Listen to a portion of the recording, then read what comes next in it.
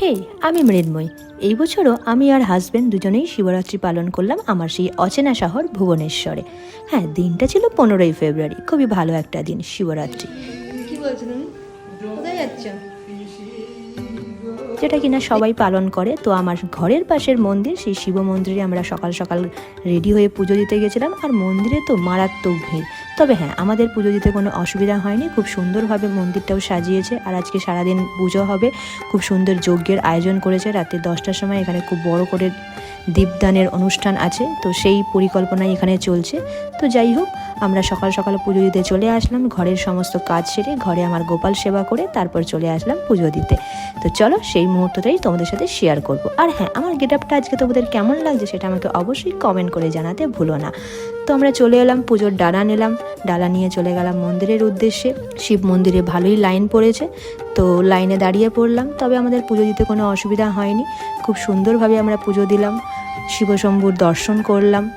তো তারপর তার পাশেই ছিল লক্ষ্মীনারায়ণের মন্দির, তারপর তার পাশে আছে বজরংবলী। সেই দুটো মন্দিরেও আমরা দীপদান করলাম, পুজো দিলাম, ভোগ নিবেদন করেছিলাম, ভোগ আমরা গ্রহণও করলাম। তো যাই হোক, আজকে তো শিবরাত্রির দিনে পুরো নির্জলা উপোস, তো আমরা শুধু পুজো দেওয়ার যে প্রসাদ সেইটাই আমরা গ্রহণ করলাম। তো চলো সেটাই আমি তোমাদের সাথে ছোট্ট ক্লিপের মাধ্যমে শেয়ার করি। তো बोली गवर जा हाथ जोड़ के बोली गवर जा तीनों लोक बसाए बस्ती में तीनों लोक बसाए बस्ती में मन पावन हो गंगा में डूबे नहाए मन रावण जो लहरों में तुमने बहाए के बोली गवर जा हाथ जोड़ के बोली